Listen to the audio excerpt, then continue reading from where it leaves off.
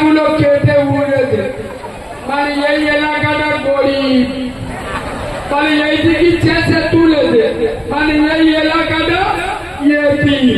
মাঝখানে গোড়া গছের মধ্য মোরগ দেখেছো? মধ্য মোরগের মতো গোড়া গছ চুল রেখে মোটর সাইকেল ফটফট করে বেরিয়ে যেখানে চারা চারা মেয়ে দেখতে পাচ্ছে, মোটর সাইকেলটা দাঁড় করিয়ে চুলটা নেই একবার করে গির মির গির মির। হানা না হানা না, মেয়েরা মনে মনে করছে যে মদ্য না হিজড়ে রে। এ বাবু, এরা মনে করে আমি পাকামি করছি। খোদার কসম, এটা হাদিস বলেছি, আপনি বুঝতে পারেননি, একটু রং চঙে করে বললাম বোঝানোর জন্য। হুজুর বসে আছে, জিজ্ঞেস করে পবিত্র বুখারী শরীফের হাদিসের মধ্যে এসে রাসূলুল্লাহ বলে যাচ্ছে, আমার উম্মতের ভিতরে কিছু যুবক, কিছু মানুষ এমন বেরোবে তাদের মাথায় কিছু অংশে চুল রাখবে, কিছু অংশে চুল রাখবে না। এই মাথার উপরে আল্লাহর গজব, আল্লাহ লানত করে। বুকে হাত দিয়ে বলে, মথুরাপুরের মুসলমান, আজ বাংলার মুসলমানের ছানারা, মুসলিম যুবকেরা ঈদ উপলক্ষে 100-র মধ্যে 95টা যুবক লিখতে পারে না বাপের নাম চুল কেটেছে। কষ্ট দেখা পেয়েছে সবাই শুধু বানাতো। এ বাবু, হক কথা বলবো না সবাই মিলে বলে, তবে শোনেন। এই দেখেন, আপনারা জ্ঞানী মানুষ, আপনাদের কাছে একটা কথা বলি। ডাক্তার যখন ইঞ্জেকশন দেয় না, কিছু কিছু ডাক্তার দেখবেন ইঞ্জেকশন দেওয়ার আগে একটুখান তুলো নেয়, কি না? ওই তুলোটা আবার একটুখান পানিতে ভিজিয়ে দেয়। হ্যাঁ না, ওই যেখানে খেলা দিতে ওই জায়গাটা একটু ঘষে দেয়, তুলে দেয়। ঠিক বলছি না? কেন বলুন তো? যাতে ওই জায়গায় কেউ খেলা দিবে, যাতে না রক্ত বেরোয়, ফুলে যায়। ওই জন্য ইঞ্জেকশন দেওয়ার আগে তুলো আর পানিতে ঘষে দেয়। আবার কিছু কিছু ডাক্তার দেখবেন যাতে শিরাটা ভালো করে ধরা যায়, মানে স্পেশাল করে গাঁথা যায়, চামড়ে বেঁধে দেয়।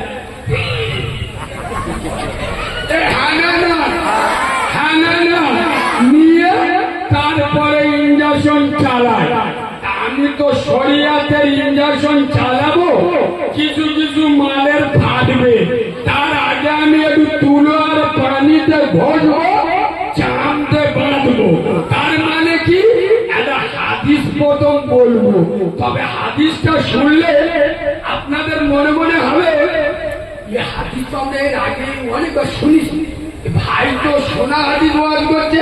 আব্বা, এমন জায়গায় গিয়ে বেরিয়ে দেবো, আল্লাহ চোখ হলুদ হয়ে যাচ্ছে।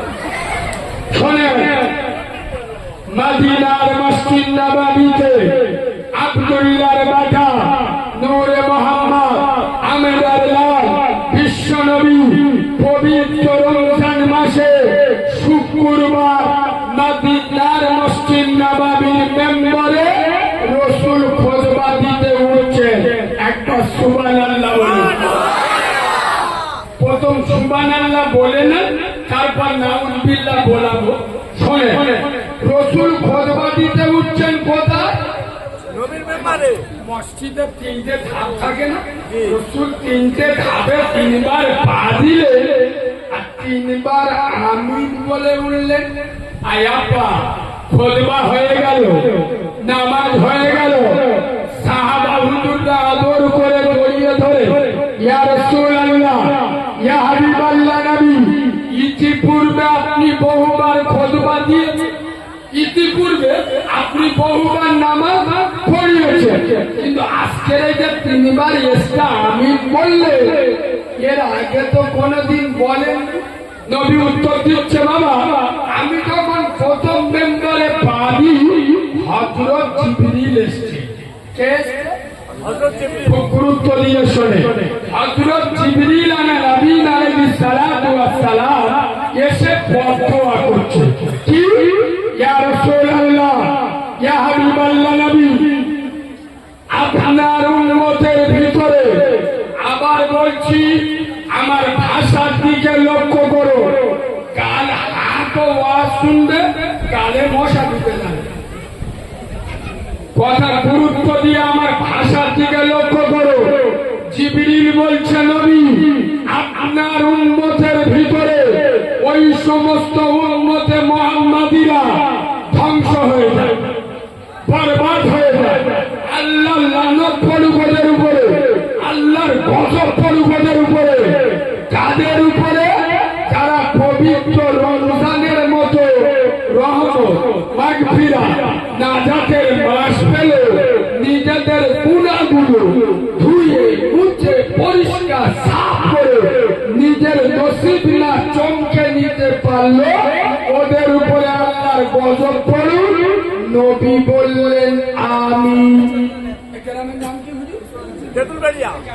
তেঁতুলবাড়িয়ার মুসলমান বুকে হাত দিয়ে বলো, বদদোয়া করলো জিবরিল আমিন, সমর্থন করলো বিশ্ব নবী, এ বদদোয়া মিস যাবে না।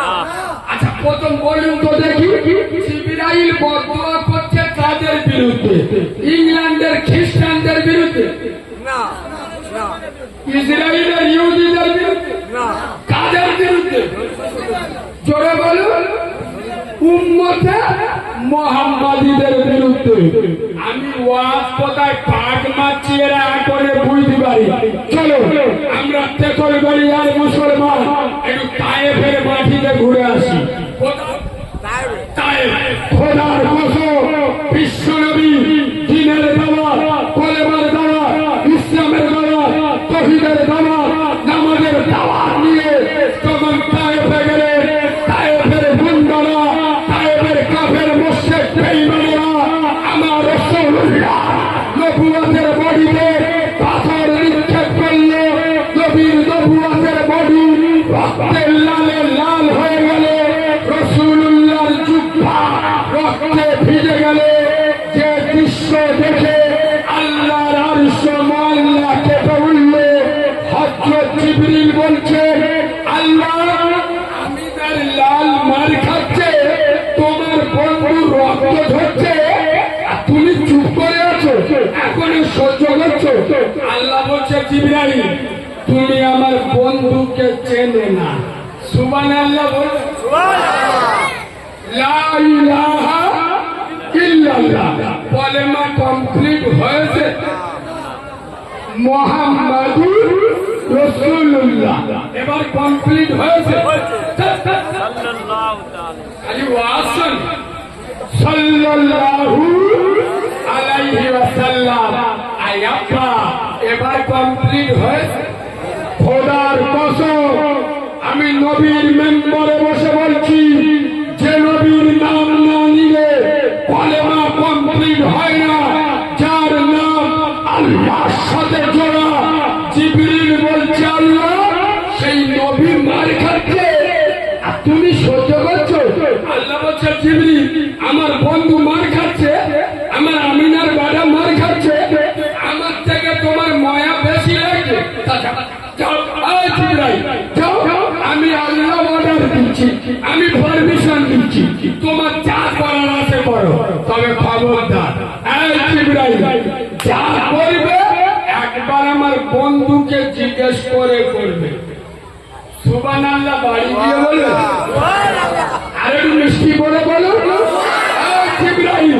যা করার করবে, কিন্তু করার আগে একবার আমার মুস্তফা অর্ডার নেবে। খোদার কসম, তেঁতুলবাড়িয়ার মুসলমান কান খুলে শুনে নাও। হযরত জিবরিল বলছেন, নবী আপনি একবার বলেন তায়েফে কটা গুন্ডা দুধ খা মায়ের লাল, এরা কিরাম মাস্তান হয়েছে, দাদা হয়েছে, কালার বাহিনী হয়েছে, আমার নবীর নবুয়তের রক্ত ঝরায়। আপনি একবার বলেন, আমি পাহাড় দিয়ে মশার মতো পিষে মেরে দেবো।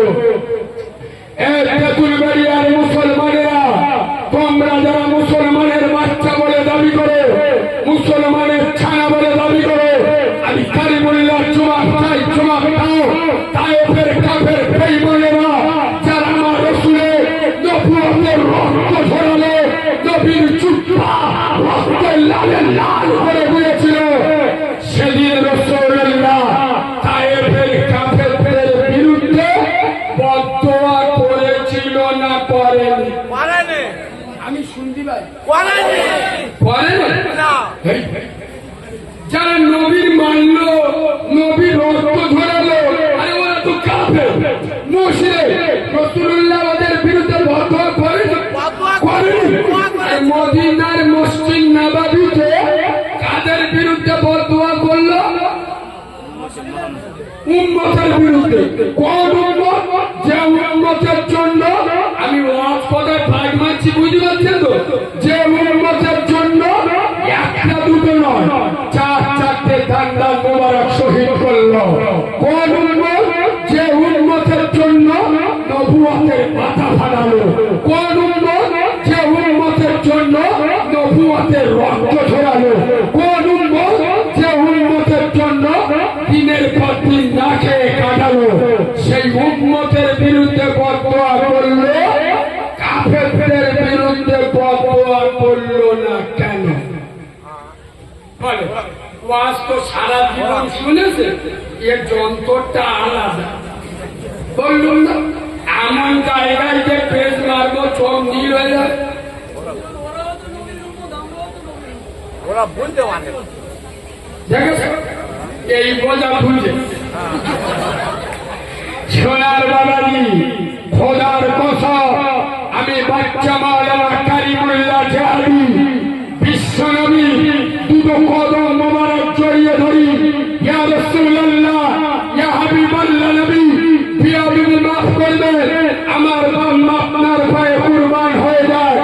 ও নবী, আপনি কাফেরদের বিরুদ্ধে বদয়া করলেন না, কিন্তু মুসলমান উম্মতে মুহাম্মাদীদের বিরুদ্ধে বদয়া করলেন কেন? নবী উত্তর দিচ্ছেন, আমি যেদিন তায়েফের মাটিতে যাই, তায়েফের কাফের বেঈমানেরা, তায়েফের মানুষেরা ওরা আমার আল্লাহকে চিনত, জোরে বলো চিনত না, ওরা আমার আল্লাহকে জানত। আমি রসুল আমাকে চিনত, কোরআনকে বুঝত। ওরা যেদিন আল্লাহকে চিনেছে, আমি রসুল আমাকে জেনেছে, কোরআনকে মেনেছে, এমন ভাবে ধরেছে আজও তায়েফের মাটিতে ইসলাম চলছে না চলে না? জোরে বলে। নবী বললেন বাবা, ওরা না জেনে না বুঝে, ওরা আমাকে না চিনে আমার উপরে আঘাত করেছে, তাই আমি ওদের উপরে বদয়া করি নাই। মুসলমানদের বিরুদ্ধে বদয়া করলেন কেন? এই তেঁতুলবাড়িয়ার মুসলমানের ছাড়া হাত তুলে বলে নামাজ না পড়লে বড় হবে কে জানে না? আল্লাহকে কে চেনে না? সুদ খেলে মার সাথে চেনা করার গুনাহ হয়। কে হাদিসটা শোনেন? হাত তুলে বলো। এরা চেনে শুনে আমার চারটে এড়ে গরু, কটা এই এড়ে গরু মানে বুঝলে পেরিয়ে বাইক ধরে স্টার্ট মারে। বলছে আমার চারটে বেটা, একজন দিল্লি থাকে, একজন মুম্বাই, একজন ব্যাঙ্গালোর, একজন কলকাতা, তিনতলা বাড়ি, 10 বিঘে জায়গা। আমি তো নামাজ পড়ি না, আল্লাহ কি করবে, কি করে নি কথা ঠিক বলছি না তুই বলছিস? আরে বাদরের বাচ্চা, আল্লাহ যেদিন করবে আল্লাহর মারের কোনো আওয়াজ হয় না। চারটে এড়ে গরুর গরম দিচ্ছিস, খোদার কসম তোর ছেলেরা তোকে না ধুনে কবরে যাবে না। টাকা থাকবে, খাবার ক্ষমতা হবে না। মুসলমানেরা জেনে শুনে ইসলামের উপরে, নবীর উপরে আঘাত করছে না করে না? এরা মনে মনে করছে তায়েফের কাফেররা তো নবীর আঘাত করলো। আরে তায়েফের কাফেররা ওরা পাথর ফেঁকেছিল।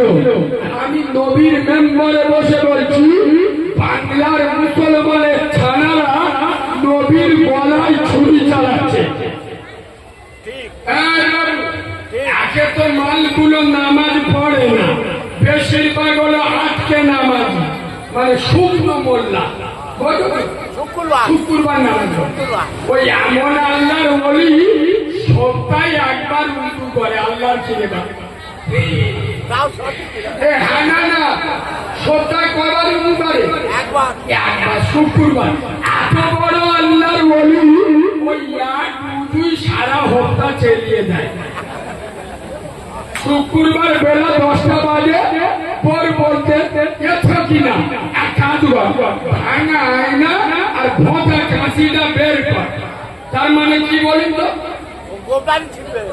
গোপ রাখবে, গোপ না রাখলে কেউ দাদা বলে, গোপে হাত দিবি।